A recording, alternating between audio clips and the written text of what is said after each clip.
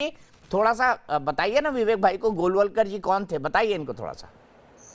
दीपक जी, मैं एक बात बड़ी साफ से कह दूं, बीच में कोई बोलेगा मैं डिबेट छोड़ दूंगा। मैं किसी के बीच में बोलता नहीं और ना मैं टॉलरेट करता। जिसके बारे में आज ये कहा गया, दो तीन बातों का मैं जवाब देता हूं जो यहाँ पर आई है। पहली बात ये कि उनका कि ड्रेस रिहर्सल तो शुरू हो गया है। 1 महीने पहले की बात कर रहे हैं ना।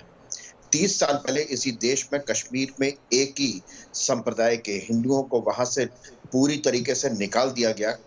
जावेद अख्तर की कलम से मुंह से एक शब्द तक नहीं फूटा, आज तक नहीं फूटा। 1984 में एक संप्रदाय के सिखों को घर से निकाल निकाल करके टायर डाल डाल करके जलाया गया, मारा गया, दुकानें लूटी गई। एक एक आदमी नहीं पकड़ा गया। एक आदमी, वो जो जिसको सजा हुई है, जो आज की समय में जेल में है, 35 साल बाद हुआ जेल उसको, 35 साल लग गए। सार्वजनिक रूप से दिल्ली की राजधानी में हुआ। 3 दिन तक लगातार होता गया। हजारों सिख मारे गए, दुकानें लूटी गई, घर से लड़कियों को पकड़ा गया, कोई कुछ नहीं बोला।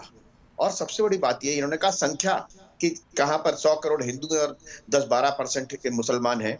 यही तो आप कह रहे थे कि तालिबान जो हैं वो 60-70 हजार थे, अफगान की सेना 3 लाख थी, फिर भी हार गई।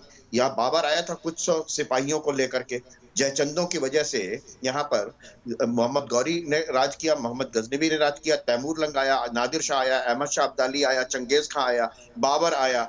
कितने नाम गिनाऊं? किसी एक हिंदू का नाम आप बता सकते हैं जिसने कभी किसी पर आक्रमण किया हो? कभी किसी ने एक पर आक्रमण किया हो? एक नाम मुझे बता दीजिए, मैं सचमुच में डिबेट में हाथ जोड़ लूंगा। लेकिन ऐसा है नहीं। पूरा राजपूताना आपस में लड़ता था। मैंने कहा था दीपक जी, मैं किसी को बीच में बोला था, मैं बोला था क्या बीच में? मैं बोला था क्या बीच में? दीपक जी, वैसे ही मेरी तबीयत ठीक नहीं है। मैं कंक्लूड कोर्ट से हूँ। मैं सिर्फ एक बात कह रहा हूँ, बात संख्या की नहीं है, बात पूरे इतिहास की। देखिए, मैंने उदाहरण दिया 1984 का, मैं और भी उदाहरण दे सकता हूँ, डायरेक्ट एक्शन का भी दे सकता हूँ। लेकिन जो लोग माओ के समर्थक हैं, जो चीन के अधिनायकवादी लोग, जहां लोकतंत्र नहीं है उसके समर्थक हैं, जहां थिएननमेन स्क्वायर पर 50,000 स्टूडेंट्स को टैंकों से रौंद दिया जाता है लोकतंत्र की मांग पर, जब वो लोकतंत्र की बात करते हैं, जब वो इस तरीके की बात करते हैं, तो उनका एजेंडा है। जावेद अख्तर की कोई नई बात नहीं है, 2014 से है ये। उनको संसद में भेजा गया था, राज्यसभा में मनोनीत किया गया था। किस लिए किया गया था? यही सब करने के लिए तो किया गया था। ये तो सिर्फ ऋण चुका रहे हैं, कर्जा चुका रहे हैं और कुछ नहीं।